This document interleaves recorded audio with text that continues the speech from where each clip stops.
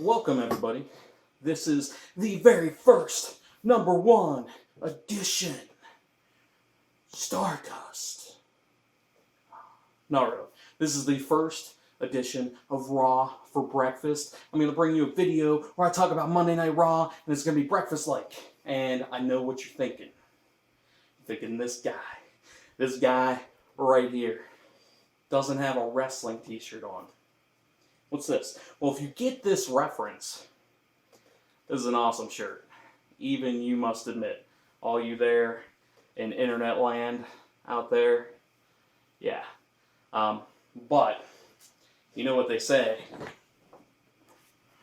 You know what they say, anything can happen in the WWE, and anything can happen right here on Headlocks for Breakfast. So as you see, magic happened.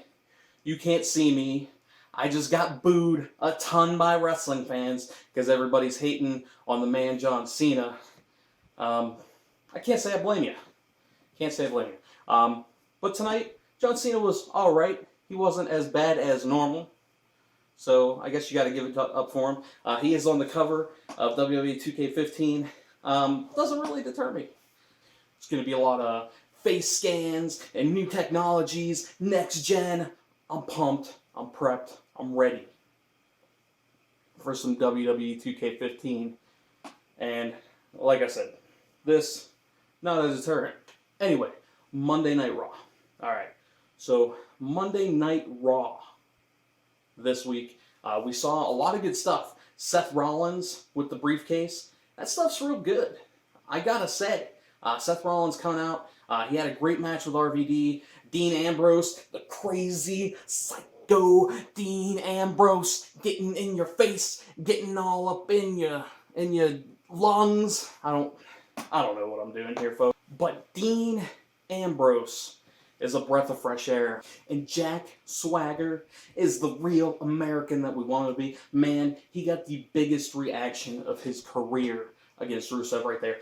That's what I want to see. Jack Swagger can actually go in the ring. Unfortunately, he's been injuring people as of late, which sucks because I really enjoy actually watching Swagger in the ring, and with Zeb Coulter as his mouthpiece. This could be some awesome stuff right now between those two and Lana and Rusev. So I'm hoping to see Rusev in more competitive matches. I might as well talk about some other things. We had some returns today.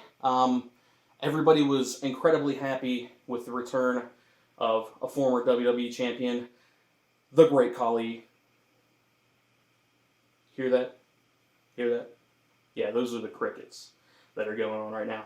The Great Khali returned. No one cared. Damian Sandow continues to get buried. But we also saw some other returns. We saw the Miz's return, which kind of ended up inconsequential. Like, alright, well, that happened. But we did see the return of Chris Jericho. And what happened with the return of Chris Jericho? The Wyatts. That's going to be money right there. Bray Wyatt taking on Chris Jericho. That's a dream match right there. Jericho and Bray Wyatt can both talk. Both those guys are awesome in the ring. Bellissimo. I think that's going to be one of the feuds that we have been waiting so long for. We also had another return, surprise return, which led to a lot of people chanting his name. You know what I'm talking about. AJ Lee returned to take on Paige, quote-unquote, tricked her for the Divas Championship, and now we have a new Divas Champion in AJ Lee. I don't know if I'm real happy about that one. They finally gave Paige a little bit of offense. Paige was looking strong in the beginning of that match, but she got too cocky, just like AJ. The storyline works. I just don't know if they should have given the belt back to AJ so quick. But if it leads to some good matches, and it leads to Paige actually becoming more aggressive and being the anti-diva that she was on the NXT, I'm totally okay with it. I'm sure there's going to be parts of this that I miss, but I'm just throwing out the highlights here. Jerry Lawler announced that, hey, guess what? There's going to be a battle royal for that Intercontinental Championship at Battleground. Now that Wade Barrett is actually going to be officially on the shelf for a couple months, which is unfortunate, and it's bad news for everybody. But in the meantime, Cesaro Man, one, Kofi can actually win a match, which I'm starting to doubt here, since it happens about once every math calculus that many months. Cesaro came out like a monster though, even in the loss. He beat the crap out of Kofi, and it was an awesome beatdown. And Kofi is kind of one of those guys that can take a great beatdown. We're just going to talk about the main event. We found out that it's going to be John Cena, Roman Reigns, Randy Orton, and the Demon Kane at Battlegrounds for the WWE World Heavyweight Championship. Yeah. So, of course, as per regular WWE scheduled programming, they had a tag team match that honestly I don't remember really how it ended.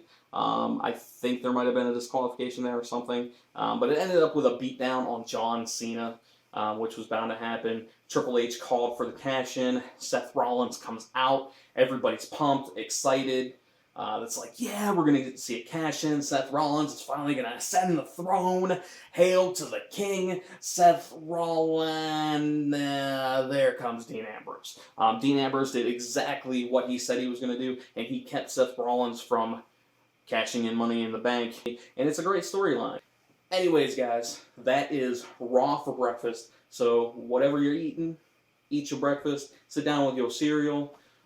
Eat that stuff up. Keep paying attention to the website here because we absolutely love to interact with you guys. Hit us up on Twitter at H4B Wrestling. Hit us up on Facebook. Hit us up wherever you can. Talk to us. Tell us what you want to see on this site because we want to get it to you as best as we can. And we're working towards a lot of great things here. So thank you guys so much for your support.